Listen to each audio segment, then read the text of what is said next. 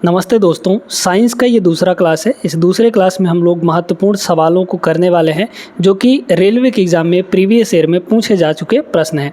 उन सवालों को हम लोग यहाँ पर करने वाले हैं। पूरा वीडियो शुरू से अंत तक देखिएगा। बहुत अच्छे अच्छे प्रश्न यहाँ पर लेकर आए हैं और इन प्रश्नों के पूछे जाने की संभावना बहुत ज़्यादा है। ठीक है, पहला सवाल देखिएगा। क्या दिया है? एटीएम। एटीएम का मतलब यहाँ पर इसका मतलब है एटमॉस्फेरिक प्रेशर। ठीक है, ATM ये होता है शॉर्ट फॉर्म। गैस द्वारा प्रयोग में लाए गए किसको मापने के लिए यहाँ पर मापने की इकाई है। तो ये जो एटीएम होता है ये प्रेशर मेज़र करता है ना। गैस द्वारा जो प्रेशर बनाया जाता है एटमॉस्फेयर में उसको मेज़र करने के लिए एटमॉस्फेरिक यूनिट का यूज़ किया जाता है। यानी कि यहाँ पर जो करेक्ट आंसर होगा वो क्या हो जाएगा? दबाव होगा, है ना। तो गैस द्वारा प्रयोग में लाए गए दबाव को मापने की इकाई है, यूनिट है ये एटीएम। समझ में आ गया? ठीक है, चलिए यहाँ पर देखते हैं नैनोमीटर। 1 नैनोमीटर किसके बराबर होता है? तो इसके लिए पूरा आपको वही बता देते हैं, जो प्रीफिक्स लगते हैं हमारे उनकी वैल्यू जान लेते हैं क्या क्या होता है। तो यहाँ पर लिख देते हैं हम, फिर आपको समझाते हैं। देखिएगा यहाँ पर जो डेसी होता है इसको याद ही कर लीजिए आप लोग। ठीक है, ये प्रीफिक्स हैं। ये छोटे प्रीफिक्स होते हैं, बड़े प्रीफिक्स भी होते हैं यहाँ पर, जो कि किलो, मेगा, गीगा, टेरा, फेटा, एक्सा ये सब होता है। तो उसके बारे में भी बात करेंगे। पहले इनको देखिए। डेसी, सेंटी, मिली, माइक्रो, नैनो, पिको, फेम्टो, एटो। ठीक है, डेसी का वैल्यू होता है 10⁻⁻1। इसका मतलब क्या हुआ? इसका मतलब ये हुआ कि 1/10। ठीक है, इसका मतलब ये हुआ 1/10। सेंटी का मतलब होता है 10⁻², यानी कि 1/10⁻²। मतलब पॉजिटिव में अगर चेंज करेंगे तो 1/10⁻² आ जाएगा, यानी 1/100। ये होता है 1/1000, ये होता है 1/1,00,000, है ना। 10⁻⁻6 करेंगे, 10 लाख। फिर यहाँ पर ये आ गया नैनो। नैनो का मतलब हो गया 10⁻⁻9। पिको 10⁻⁻12, फेम्टो 10⁻⁻15, एटो 10⁻⁻18। देखिए यहाँ तक 1, 2, 3 बढ़ेगा। फिर उसके बाद मिली के बाद जब माइक्रो, नैनो, पिको, फेम्टो, एटो आता है, इनमें 3-3 बढ़ते जाता है। समझ में आ गया कैसे याद करना है? ठीक है, तो देखिए इसमें पूछा गया है आपसे नैनोमीटर क्या होता है। तो नैनोमीटर, नैनो को मतलब 10⁻⁻9। तो 10⁻⁻9 यहाँ पर होगा। यहाँ पर क्या होगा? 10⁻⁻9 और मीटर लिया है तो यहाँ पर मीटर हो जाएगा। अब ऑप्शन में देखिए कौन सा होगा। आप ऑप्शन में भी इसमें कंफ्यूज हो सकते हैं क्योंकि ऑप्शन ऐसा दिया गया है। देखिए दोस्तों, अगर आप देखेंगे कि ये वाला 10⁻⁻9 दिख रहा है तो आप इसी को टिक कर देंगे, जो कि गलत हो जाएगा। क्यों गलत हो जाएगा? क्योंकि ये 1/10⁻�9 दिया है, हमको 10⁻⁻9 डायरेक्टली नहीं दे दिया गया है। तो ये आंसर नहीं होगा, ये वाला आंसर होगा। क्योंकि ऊपर वाले नीचे वाले 10⁻⁻9 को ऊपर जब ले जाएंगे तो ये बन जाएगा आपका 10⁻⁻9। समझ में आया? तो ऑप्शन नंबर डी होगा। जल्दबाजी में गलती नहीं करना है। आगे देखते हैं ये वाला क्वेश्चन नंबर 53। 1 कूलाम पर सेकंड, है ना। 1 coulomb divide by second. Coulomb क्या होता है? कूलाम होता है हमारा चार्ज का यूनिट, यानी कि क्यू। तो ऊपर है हमारा क्यू, डिवाइड बाई यहाँ पर टाइम है ना, यानी कि 1 सेकंड टाइम है। Q/T ये होता है हमारा एम्पियर, यानी कि I हो जाता है। ठीक है, I मतलब चार्ज। ठीक है, करंट।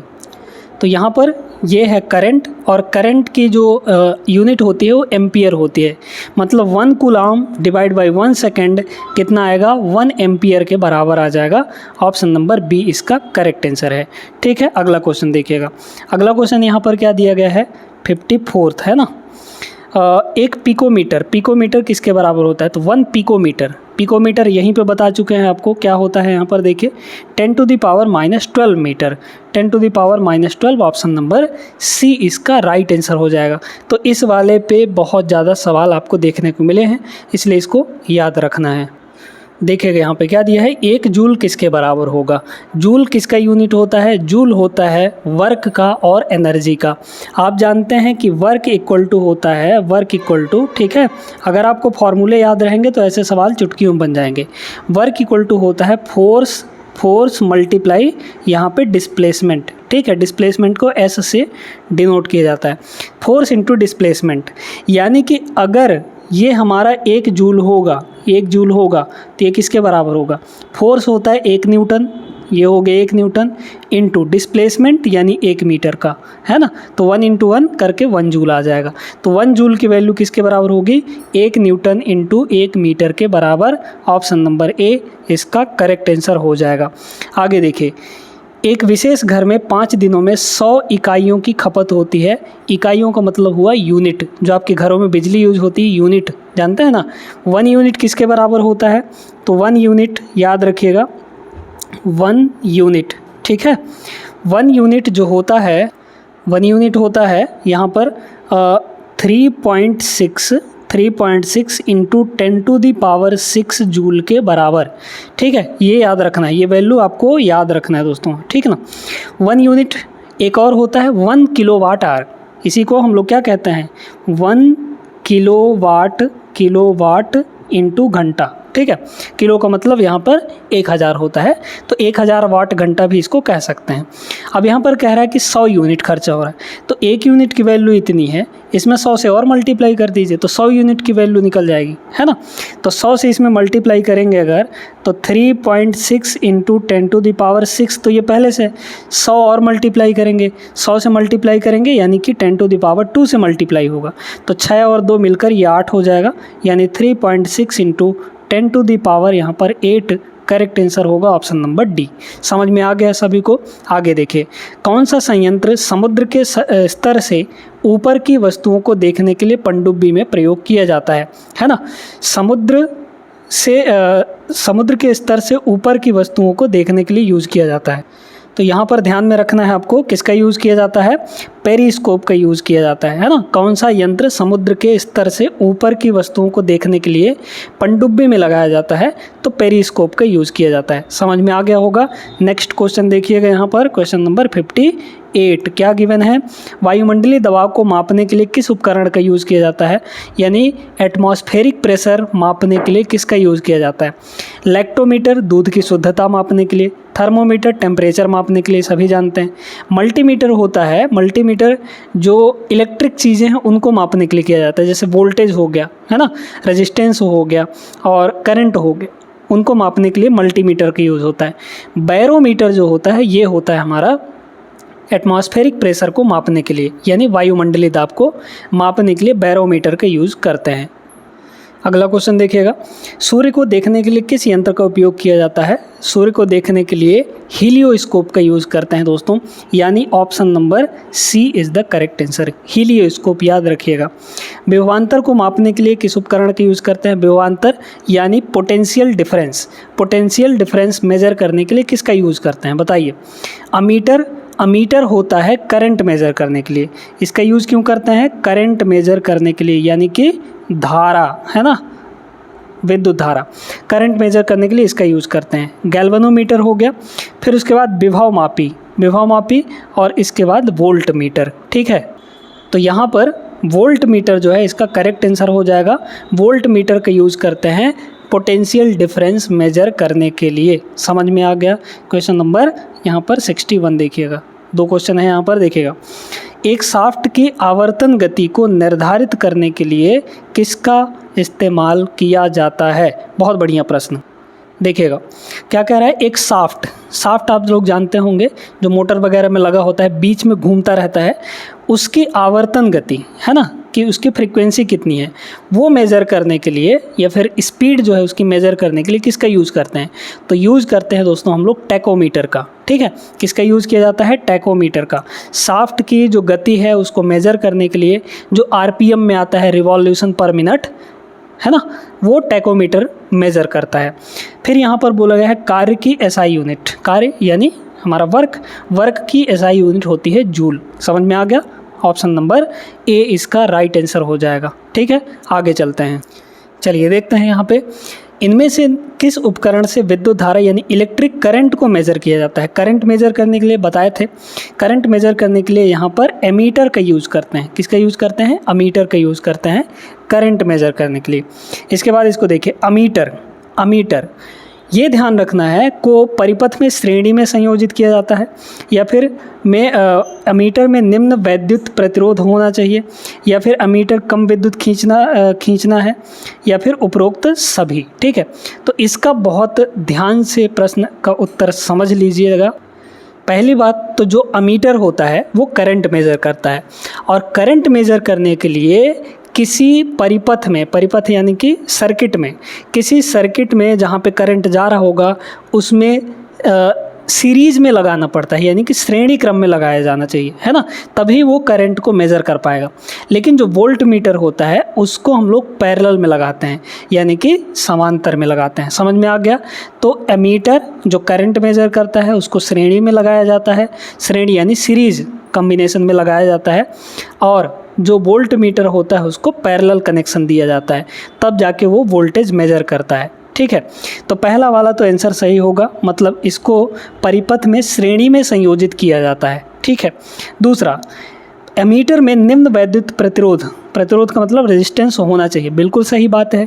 अगर वो सीरीज़ में लगाया जा रहा है, जैसे मान लीजिए कि इस लाइन में करंट जा रहा है और हमारा यहाँ पे अमीटर लगा हुआ है, अमीटर का साइन ये होता है, अमीटर ये लगा हुआ है, ठीक है, और यहाँ से करंट पास हो रहा है, करंट आपका पास हो रहा है, तो अगर मान लीजिए इसका रेजिस्टेंस ज़्यादा होगा, इसका रेजिस्टेंस ज़्यादा होगा तो ये करंट को रोक लेगा, जबकि हमारा करंट इससे पास होना चाहिए, है ना, आराम से बिना किसी दिक्कत के। तो इसके लिए क्या होगा, इसका जो रेजिस्टेंस है, इंटरनल रेजिस्टेंस, वो बहुत कम होना चाहिए। ठीक है, तो यहाँ पर अमीटर में रेजिस्टेंस बहुत कम होना चाहिए, निम्न वैद्युत प्रतिरोध होना चाहिए, ये भी सही है। कम विद्युत खींचना चाहिए, कम करंट लेना चाहिए, ये बिल्कुल सही बात है। ज़्यादा करंट ले लेगा तो हमारा पूरा सर्किट इफेक्ट हो जाएगा, है ना, इसलिए ये भी सही है। मतलब हमारा जो करेक्ट आंसर हो जाएगा वो क्या हो जाएगा, यहाँ पर ऑप्शन नंबर डी हो जाएगा, उपरोक्त सभी। समझ में आया होगा सभी को। आगे चलिए देखते हैं यहाँ पे क्वेश्चन नंबर 65 और 66 क्या दिया है। किसको मापने के लिए स्टेल्गोमीटर का उपयोग किया जाता है। स्टेल्गोमीटर का उपयोग किसके मापने के लिए किया जाता है, तो आपको ध्यान में रखना है, स्टेल्गोमीटर जो होता है वो पृष्ठ तनाव यानी कि सरफेस टेंशन मेजर करने के लिए किया जाता है।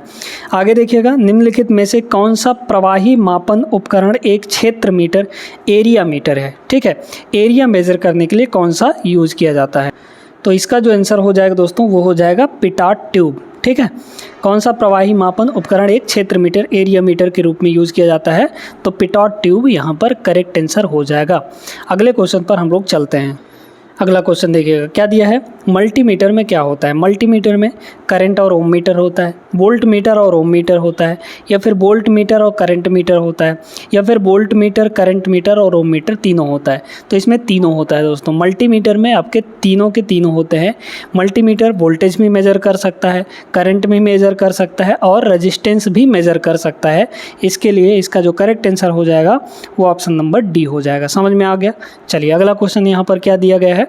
यहाँ पर गिवन है आपको रिक्टर पैमाने के बारे में निम्नलिखित में से क्या गलत है। यहाँ पर रिक्टर पैमाने के बारे में क्या चीज़ यहाँ पर गलत है। ठीक है, देखिए इसे 1935 में चार्ल्स रिक्टर और गुटेनबर्ग द्वारा विकसित किया गया था। ये बिल्कुल सही है ना, ये सही है आपका। ठीक है, याद रखिएगा ये आपका सही है।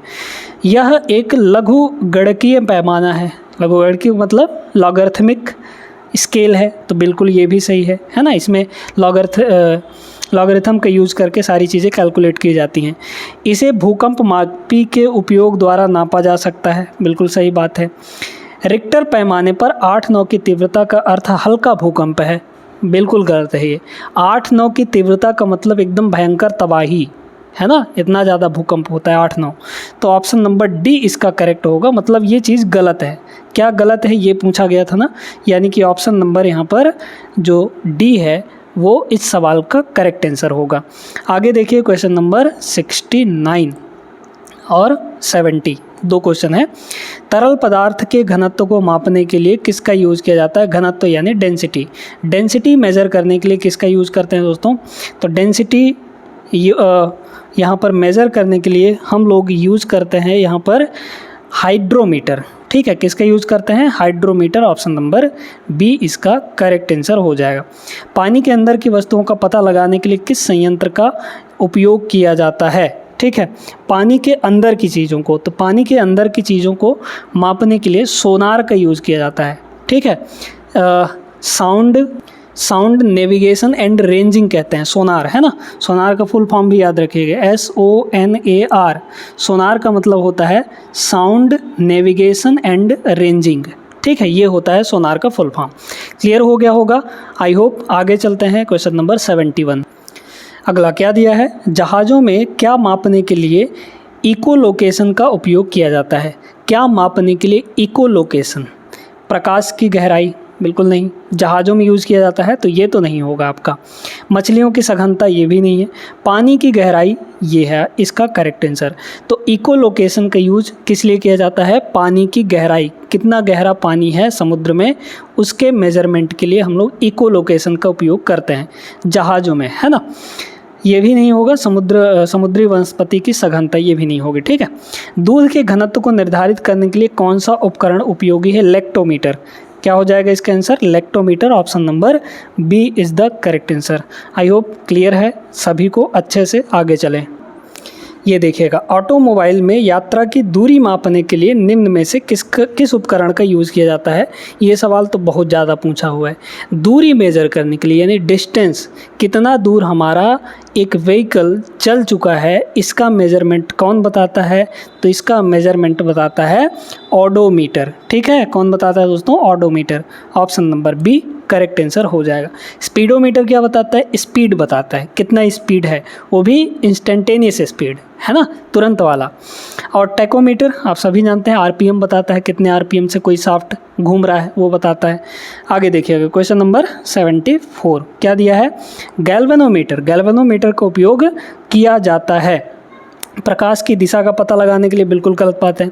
चुंबकीय प्रेरण की दिशा का पता लगाने के लिए, ध्वनि की दिशा का पता लगाने के लिए, या फिर धारा की दिशा का पता लगाने के लिए। तो इसका जो आंसर हो जाएगा वो हो जाएगा ऑप्शन नंबर डी।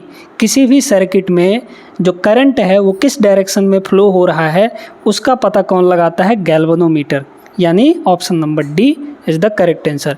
धारा की दिशा यानी कि करंट का डायरेक्शन पता लगाता है गैल्वेनोमीटर। अगला क्वेश्चन क्या दिया है? 75। यहाँ पर वाहन की गति जानने में मदद करता है, गति जानने में, यानी कि स्पीड कौन बताता है? स्पीडोमीटर। ऑप्शन नंबर ए हो जाएगा। ऑडोमीटर बता ही दिए हैं क्या करता है। अच्छा, इको लोकेशन का एक प्रकार है यहाँ पर, तो जो है सोनार जो है, सोनार भी वही काम करता है। इको लोकेशन का मतलब भी वही होता है ना, समुद्र की गहराई। तो सोनार, इको लोकेशन, यहाँ पर ऑप्शन नंबर डी इसका करेक्ट आंसर हो जाएगा। चलिए नेक्स्ट देखते हैं। यहाँ पे उस शब्द का चयन कीजिए जो तीसरे शब्द से उसी तरह संबंधित है जिस प्रकार दूसरा शब्द पहले शब्द से संबंधित है। अमीटर, विद्युत धारा। अमीटर क्या मेज़र करता है? विद्युत धारा को, यानी करंट को। ओम मीटर क्या मेज़र करेगा? प्रतिरोध को। प्रतिरोध यानी कि रेजिस्टेंस। ठीक है, तो ऑप्शन नंबर सी हो जाएगा इसका आंसर। आसान सा था। इसको देखिए, इसका उपयोग हवा की शक्ति और वेग को मापने के लिए किया जाता है। हवा की शक्ति, हवा कितने शक्ति से, कितने पावर से बह रहा है, और उसका जो स्पीड है वो क्या है, वेलोसिटी क्या है इस एयर की, उसको कौन मेज़र करता है दोस्तों? तो उसको यहाँ पर मेज़र करता है हमारा एनीमोमीटर। ठीक है, कौन मेज़र करता है? Anemometer. Option number D is the right answer. ठीक ना, आगे चलिए देखते हैं। यहाँ पे क्वेश्चन नंबर 79 क्या गिवन है आपको? दिया गया है, निम्न में से किन राशियों के मात्रक समान हैं? मात्रक यानी यूनिट किसके बराबर हैं? RPF कांस्टेबल 2019 का सवाल है, तो इस बार भी पूछे जाने की संभावना है। वेग और विस्थापन बिल्कुल नहीं, अलग अलग होता है। गति और त्वरण बिल्कुल भी नहीं, अलग अलग होता है ना। गति और वेग ये सही हो जाएगा, वेग और त्वरण ये अलग अलग हैं, है ना। तो गति यानी स्पीड और वेग यानी वेलोसिटी, स्पीड और वेलोसिटी के यूनिट सेम होते हैं। समझ में आ गया? आगे देखिए, निम्नलिखित में से कौन सा समय की इकाई नहीं है? समय की इकाई नहीं है तो प्रकाश वर्ष हो जाएगा, क्योंकि प्रकाश वर्ष दूरी की इकाई होती है। समझ में आया कि नहीं? हम आपको बता चुके थे कि लाइट ईयर जो है वो डिस्टेंस का यूनिट होता है। वर्ष समझकर ये मत समझ लीजिएगा कि समय की इकाई है, गलत हो जाएगा, है ना। Nano second, micro second, second ये सारे समय की इकाई हैं, लेकिन प्रकाश वर्ष दूरी की इकाई हो जाती है। आगे चलिए देखते हैं यहाँ पे अगला सवाल। नूरी साल है, नूरी साल क्या है ना। तो नूरी साल जो है दोस्तों ये है आपका यहाँ पर पृथ्वी और सूर्य के बीच की दूरी। नहीं, ये नहीं होता है। एक वर्ष में नूर का तय किया हुआ फासला, ये ऑप्शन नंबर बी इसका राइट आंसर हो जाएगा। ठीक है, नूरी साल यानी एक वर्ष में नूर का तय किया हुआ फासला ये है। ये 2012 में बहुत पुराना है, तो ये अब नहीं पूछा जाएगा, ये ध्यान में रखिएगा। ठीक है, हाँ, घनत्व की इकाई कितनी होती है, ये अभी अभी का सवाल है, पूछा जा सकता है। घनत्व यानी डेंसिटी, डेंसिटी का इकाई। डेंसिटी कैसे निकालेंगे? डेंसिटी इक्वल टू होता है, आप सभी जानते हैं, मास बाई वॉल्यूम। ठीक है, क्या होता है यहाँ पर? मास बाई वॉल्यूम हो जाता है। क्लियर है? अब मास का तो होता है केजी, ठीक है, केजी, और वॉल्यूम का कितना होता है? Metre cube. ठीक है, यहाँ पे केजी होगा, तो इस मीटर क्यूब को ऊपर ले जाइए तो ये हो जाएगा केजी प्रति मीटर क्यूब, यानी कि मीटर -3। तो केजी मीटर -3 कहाँ है? ऑप्शन नंबर बी में, ये आपका राइट आंसर हो जाएगा। ठीक है ना, आगे चलते हैं, इसको देखिएगा। Question number 83, angstrom. एंगस्ट्रॉम किसको अभिव्यक्त करने की इकाई है? तो एंगस्ट्रॉम जो होता है वो होता है 10⁻⁻10 मीटर। अब मीटर दे दिया मतलब लंबाई होगा, लंबाई मेज़र करेगा, तो मतलब ऑप्शन नंबर सी यहाँ पर करेक्ट आंसर हो जाएगा। ठीक है, याद रखना है एंगस्ट्रॉम का जो साइन होता है वो क्या होता है? ए के ऊपर यहाँ पर बिंदी लगा देते हैं, ये एंगस्ट्रॉम का साइन है। तो 1 एंगस्ट्रॉम जो होता है किसके बराबर होता है? 10⁻⁻10 मीटर। ठीक है, ये हो जाएगा। तो angstrom, 1 angstrom is equal to 10⁻⁻10 metre, ये हो जाता है। और मीटर है, इसका मतलब लंबाई मेज़र कर रहा होगा। क्लियर है? एक बार बराबर कितना होता है? एक बार। अब बार क्या है यहाँ पर? ये जो बार है ये आपका प्रेशर का इकाई होता है। जैसे पास्कल प्रेशर की इकाई होती है ना, प्रेशर पास्कल की है, और न्यूटन पर मीटर स्क्वायर वो भी प्रेशर की ही इकाई होती है, यानी दाब की इकाई होती है, यूनिट होती है। तो 1 बार इक्वल टू होता है 10⁵ पास्कल के बराबर। समझ में आया? 10⁵ पास्कल यहाँ पर हो जाएगा आंसर, ऑप्शन नंबर सी होगा। ठीक है, 10⁵ पास्कल, पास्कल यानी PA से डिनोट करते हैं इस तरीके से। क्लियर है ना? आगे देखिए, यहाँ पर क्वेश्चन नंबर 85 क्या गिवन है? गिवन है ल्यूमेन किसका मात्रक है? ल्यूमेन, तो ये हो जाता है ज्योति फ्लक्स। ठीक है, ज्योति फ्लक्स यानी यहाँ पर ये हो जाएगा option number C is the correct answer. आगे देखिएगा, ज्योति तीव्रता यानी कि यहाँ पे ल्यूमिनस इंटेंसिटी, इसका यूनिट क्या है? तो इसका यूनिट होता है कैंडेला। याद रखना है आपको, ल्यूमिनस इंटेंसिटी ज्योति तीव्रता, कैंडेला होता है उसका यूनिट। आगे देखते हैं यहाँ पर हम लोग क्वेश्चन नंबर 87 और 88 क्या गिवन है? निम्नलिखित में से कौन सी मात्रा को जूल में व्यक्त किया जाता है? कार्य और ऊर्जा को। कार्य और ऊर्जा हमारा option number B correct answer हो जाएगी। इनमें तो इन सवालों में सोचना भी नहीं है आपको, है ना। चलिए, श्यानता की इकाई, श्यानता मतलब विस्कोसिटी, विस्कोसिटी की इकाई क्या होती है? बहुत अच्छा प्रश्न। ठीक है, बहुत अच्छा प्रश्न यहाँ पर गिवन है आपको। तो ये होता है दोस्तों, श्यानता की जो इकाई होती है वो होती है पॉइजली। पॉइजली यानी option number C is the correct answer. समझ में आया सभी को? आगे चलते हैं क्वेश्चन नंबर 89। अगला क्वेश्चन 2007 में पूछा गया था। देखिए, प्लांक नियतांक h की विमा यानी कि डायमेंशन किसके समान है ना। तो प्लैंक कांस्टेंट की जो डायमेंशन होती है वो कोणीय संवेग यानी एंगुलर मोमेंटम के डायमेंशन के बराबर होता है, यानी इन दोनों का यूनिट बराबर होता है। ऑप्शन नंबर ए हो जाएगा इसका आंसर। आगे देखिए, निम्नलिखित में से कौन सी राशि किलोग्राम प्रति घन मीटर, केजी प्रति मीटर क्यूब में व्यक्त की जाती है? अभी बताए हैं आपको, घनत्व होता है ना, यानी डेंसिटी। ऑप्शन नंबर बी होगा। आगे देखते हैं यहाँ पे कोणीय वेग। कोणीय वेग यहाँ पर क्या हो जाएगा? इसका हमें विमा देखना है, डायमेंशंस देखने हैं। ठीक है, तो इसका डायमेंशनल फार्मूला क्या हो जाएगा? क्वेश्चन नंबर 91 देखिएगा, ये हो जाएगा दोस्तों, कोणीय वेग है ना, तो कोणीय वेग होता है पर सेकेंड, और पर सेकंड का मतलब हुआ कि 1/सेकंड होगा। 1/सेकंड, सेकंड का मतलब टाइम, यानी कि 1 ये हो गया टाइम, और 1 टाइम करेंगे तो t⁻⁻1 हो जाएगा। ठीक है, तो सिर्फ यही बचेगा, बाकी m और l पावर 0 हो जाएंगे क्योंकि पावर 0 हो जाएगा। तो ये हो जाएगा ऑप्शन नंबर सी। समझ में आया कि नहीं? ठीक ना। अच्छा, विकिरण को मापने के लिए किस उपकरण का यूज़ किया जाता है? विकिरण यानी रेडिएशन मेज़र करने के लिए हम लोग यहाँ पर यूज करते हैं दोस्तों किसका? Geiger Muller counter option number C हो जाएगा।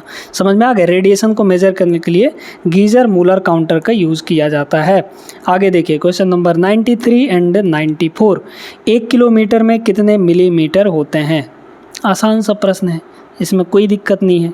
1 किलोमीटर, ठीक है, 1 किलोमीटर में कितने मिलीमीटर होते हैं, है ना, ये निकालना है। देखिए, अगर हमको किसी प्रीफिक्स को हटाना है तो उसकी वैल्यू रख दीजिए, और अगर किसी प्रीफिक्स को लाना है तो उसकी वैल्यू डिवाइड करना होता है, ये याद रखिएगा। इसको हटाना है किलो को, हमें सिर्फ मीटर लिखना है, तो किलो को हटाएंगे तो क्या बनेगा? किलो का मतलब होता है 1000, तो यहाँ पर हो गया 1000, है ना, 10⁻3 याद रखिएगा। ये मीटर है यहाँ पर, है ना। अब हमको किलो तो हट गया, उसकी वैल्यू रख दी।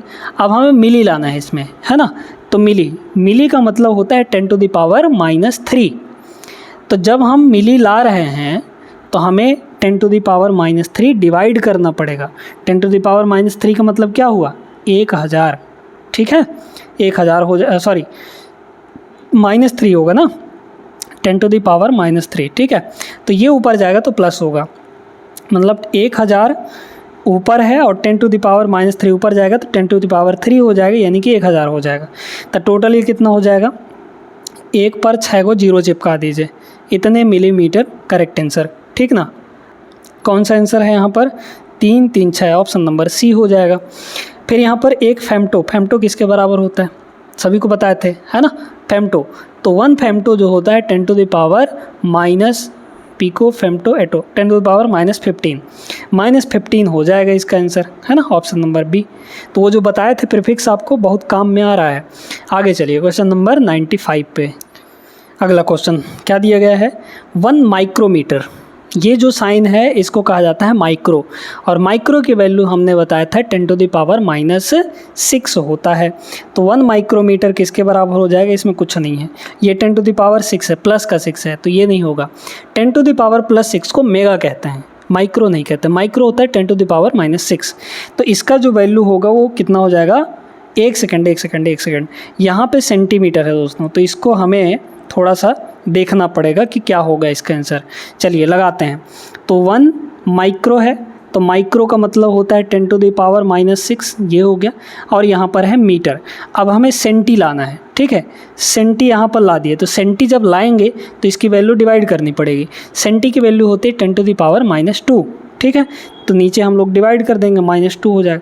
ये -2 पर जाएगा तो +2 हो जाएगा, यानी कि -6 और +2, ठीक है, इतने सेंटीमीटर, यानी 10⁻4 सेंटीमीटर आ जाएगा, ठीक है। तो सेंटीमीटर में 10⁻4 ऑप्शन में नहीं दिया है आपके, तो ऑप्शन नंबर डी हो जाएगा, इनमें से कोई नहीं। 1 माइक्रोन किसके बराबर होता है? अब देखना पड़ेगा यहाँ पर, है ना, कितने मिलीमीटर के बराबर होता है। अच्छा, माइक्रोन दिया है ना, और मिलीमीटर में दिया है। माइक्रोन का मतलब भी यही होता है, माइक्रोमीटर, माइक्रोन कहिए या फिर माइक्रोमीटर कहिए, एक ही मतलब है, ठीक ना। तो देखते जाइए, यहीं से लगा सकते हैं हम लोग। 1 माइक्रोन का मतलब 1 माइक्रोमीटर ही होता है, तो माइक्रोन शॉर्ट फॉर्म है, माइक्रोमीटर हमारा पूरा फॉर्म है। तो ये हो गया माइक्रोमीटर। अब हमें मिलीमीटर में बदलना है, तो मिली का मतलब ये हो जाएगा, और मिली है तो इसका मतलब हम लोग 10⁻³ से डिवाइड करेंगे।